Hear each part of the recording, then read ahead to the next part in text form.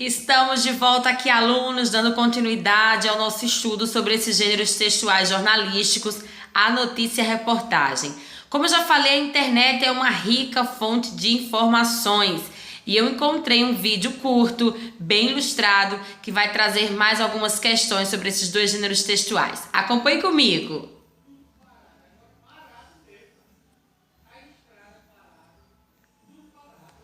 Sabe aquele fato ocorrido há um dia, há uma hora e até mesmo minutos atrás, e que logo viraliza nas redes sociais através de jornais e revistas virtuais? É uma notícia.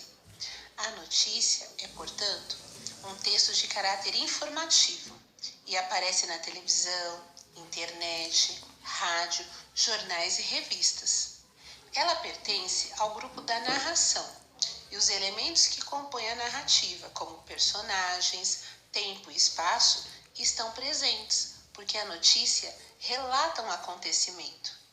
Além do gênero textual notícia, os meios de comunicação também trazem reportagens. Apesar de serem semelhantes, estes textos possuem estruturas diferentes. A notícia é um texto curto, que conta um fato ocorrido no presente.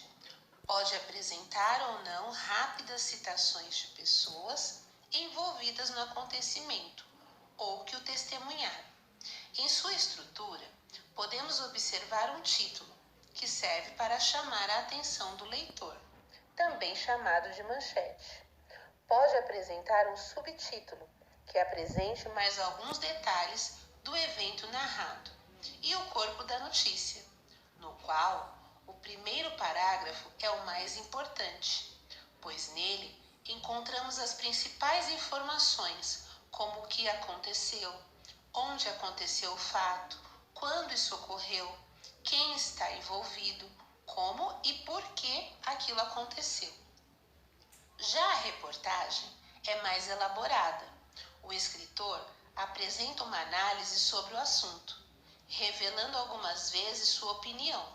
São feitas entrevistas e pesquisas para desenvolver o texto e para que sejam mostrados os aspectos mais importantes do tema tratado.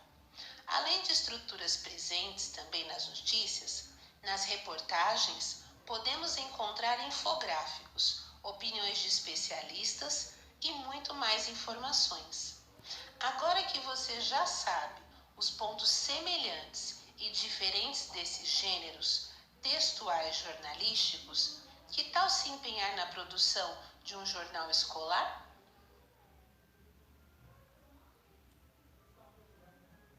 E aí, gostaram? Muito legal, não é? Uma explicação breve e bem esclarecedora sobre a diferença entre esses dois gêneros.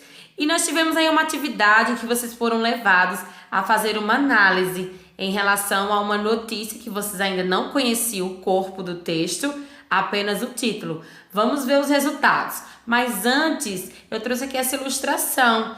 Ela traz de forma resumida, mais uma vez reforçando, que são dois gêneros textuais distintos. Um complementa o outro. Digamos que a notícia é aquilo que é imediato, precisa daquela informação. Então, por exemplo, se chegar um caminhão aqui de vacinas na nossa cidade de Inhapi, olha que legal. Então, nós podemos noticiar no rádio, na internet, na televisão. Caminhão com mais 10.000 doses de vacina chega ao município de Inhapi. Então, aí está a notícia, o fato que está acontecendo, a informação. Aí depois, um jornalista chamado de repórter pode ir até o lugar onde está sendo entregue as vacinas, pode coletar informações em relação à quantidade, qual vacina é, como será essa distribuição. Então, todo esse trabalho que é feito após a notícia é a reportagem. Então, uma complementa a outra. Fica a dica para vocês. Agora vamos para a correção da nossa atividade. Vocês foram levados a refletir 3 questões aí. A primeira diz o seguinte: em sua opinião, o que seria um trabalho regular para crianças e adolescentes? Explique. Então, eu escolhi uma notícia presente no livro didático de um assunto bastante pertinente e que vocês, alunos, já têm que desenvolver do senso crítico, a opinião e argumentar sobre isso. Então, o que seria um trabalho regular? Vocês trouxeram várias questões, que trabalho regular seria ajudar em casa, a criança e o adolescente não fazer trabalho pesado. Vocês utilizaram esse termo, acredito eu que se referindo a essas crianças que trabalham no semáforo, carregando muito peso, muitas horas no sol, sem alimentação e que ficam, ao invés de poder brincar e estudar, trabalhando. Então, foram várias as opiniões de vocês. Em relação à segunda questão, também diz, em sua opinião, o que leva crianças e adolescentes a trabalhar em vez de estudar e brincar. Explique. Então, esse questionamento aí é para que você possa refletir com a sua família o que faz uma criança trabalhar. Vontade própria? Será que tem alguém estimulando? Será que tem um adulto que não está cumprindo suas obrigações e está deixando tudo sob a responsabilidade das crianças? Será que elas são livres e estão escolhendo trabalhar? Então vocês colocaram que por falta de dinheiro, para ajudar as pessoas, colocaram vários motivos. Mas reflitam bem. Crianças e adolescentes estão sob a responsabilidade de adultos. E esses adultos é que tem que prover o alimento, a segurança, garantir que esse aluno, que essa criança e adolescente possa estudar. Então, pensem bem. Alguns de vocês colocaram, porque quer. Será que a gente realmente quer sofrer? Que uma criança quer deixar de brincar para ter que trabalhar? Então fica a dica para que vocês possam conversar mais sobre isso em casa, com os pais de vocês. Cada um tem uma realidade, tem uma história de vida, mas é interessante, importantíssimo que vocês conversem com isso com seus familiares, tá certo? E a nossa terceira questão dizia o seguinte: pela leitura do título da reportagem, quais informações você supõe que serão apresentadas no texto? Então eu trouxe para vocês, olha aí, o título da nossa reportagem. Brasil tem quase 1 milhão de crianças e adolescentes em trabalho irregular. Então essa é uma reportagem de 2017, disponível no site Folha de São Paulo. Eu não consegui o texto completo, apenas no livro didático, e a ideia da atividade é uma introdução para que vocês já possam trabalhar essa questão de análise textual do título. Então, olha só, voltando lá à pergunta: quais informações você supõe que serão apresentadas no texto? Alguns alunos confundiram colocando o tema da notícia, da reportagem. O trabalho infantil. E aí eu expliquei. Não é para colocar aqui o tema, o assunto. Nós sabemos que é trabalho infantil, porque as perguntas já nos dão a entender. E também porque aqui está falando de trabalho irregular. Então, não é somente pegar uma parte do título e dar como resposta. É refletir. Poxa, olha só, se alguém vai escrever sobre o trabalho infantil, o que colocaria? Qual o conteúdo? E aí eu fiz aquela comparação com o alimento. Digamos que eu coloque uma panela em cima da mesa com uma macarronada deliciosa. E aí quando eu chego e falo que é uma macarronada, vocês já vão entender que dentro daquela panela tem muitos ingredientes. Entre eles quais? Macarrão. E outros que nós vamos deduzindo: molho de tomate, cebola, queijo ralado, etc. A mesma coisa é essa pergunta. Ela nos dá o título, ou seja, como eu dei o exemplo da macarronada, aqui eu estou dando o título da reportagem e estou perguntando para vocês o que vocês achavam que estaria dentro, qual o conteúdo da reportagem. E aí eu destaco para vocês aqui algumas respostas que foram bem interessantes, de 3 alunos. Vocês vão identificar entre si no grupo do WhatsApp quem são os alunos. Eu não identifiquei os nomes. E eles responderam o seguinte, olha só: que pode ser que tenha na reportagem criança que se machucando porque estava trabalhando em várias cidades irregularmente.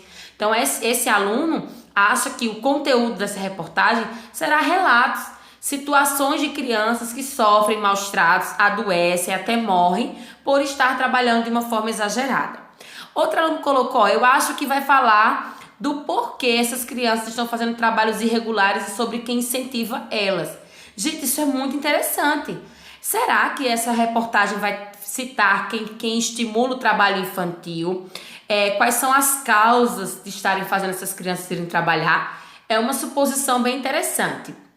Por último, eu suponho crianças e adolescentes trabalhando, segundo o texto, para se sustentar e aos seus pais. Então, esse aluno acredita que a reportagem vai trazer exemplos de crianças que trabalham para garantir a sobrevivência das suas famílias. Lembrando que aqui nós podemos fazer alguns ajustes, né, na escrita dessas respostas, mas o nosso foco aqui é a compreensão de vocês. Eu não vou focar aqui na escrita, na pontuação, mas que vocês entendam que esses 3 alunos compreenderam bem o que a questão pedia, certo? Não era perguntando qual o título do texto, qual o assunto, não. Era ideias do conteúdo da reportagem, ok? E aí, gente, eu trouxe, como eu falei para vocês, eu consegui no livro, deixa eu colocar aqui minha imagem para cá. Trechos importantes dessa reportagem.